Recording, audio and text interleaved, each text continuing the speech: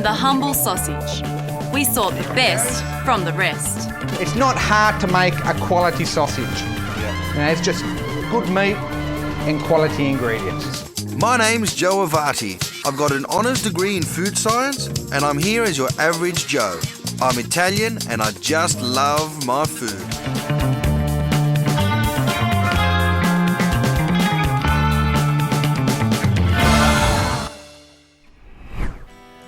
The humble sausage plays a major role in Australian nutrition.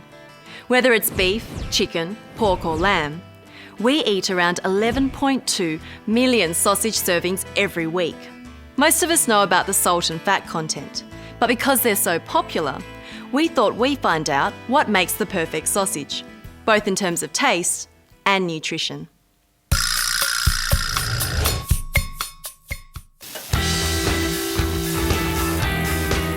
As Renee says, sausages are a big part of the Australian diet. They're really popular with kids, so the rules are strict about what they contain.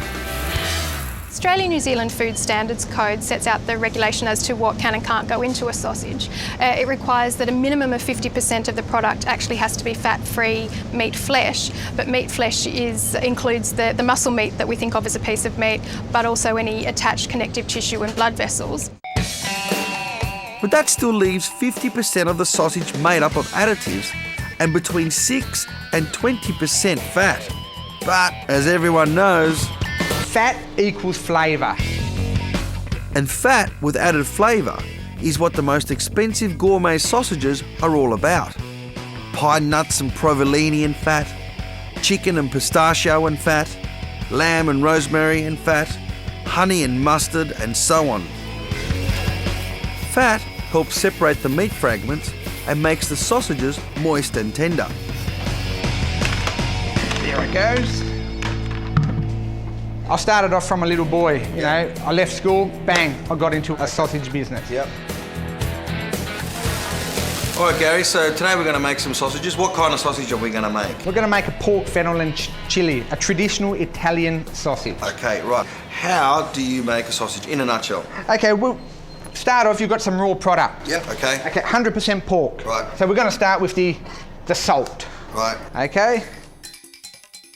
That's because salt helps destabilise flavour molecules and releases them into the atmosphere. Salt actually pulls the flavour out of the pork. Right. Salt also controls the growth of microbes in the uncooked mince and helps dissolve the muscle fibre and bind the meat together.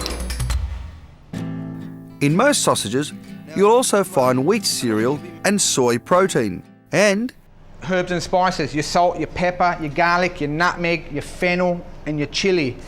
And we've got the organic rosemary preservative. Right. So Gary's put together salt, 6 spices and the rosemary preservative. Now, we just add pork. Now, can I push the button this time? You certainly can, Joe. All right. Press mix, that's it. And while you're there, you might as well put the herbs and spices, mix them in here. Okay. So just...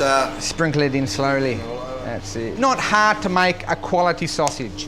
Yep. It's just good meat and quality ingredients. Gary's probably right. But if you've ever had a dodgy snag, you'll know that it's easy to make bad ones as well.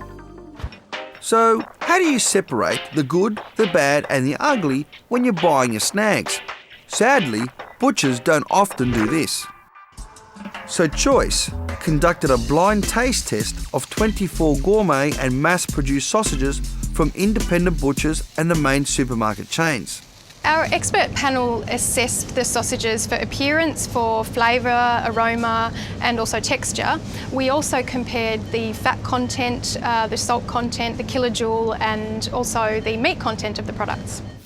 The unidentified snags were cooked by a professional chef on a gas barbecue and tasted by a panel of professional sausage makers. And the results were a surprise.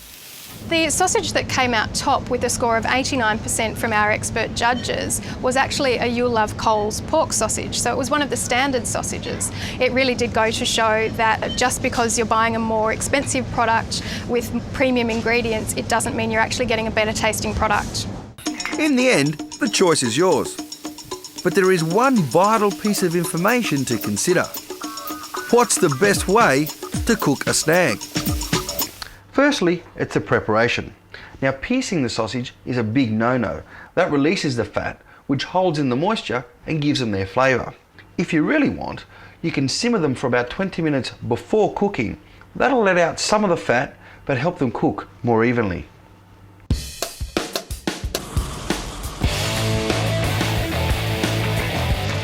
And now for some cooking tips.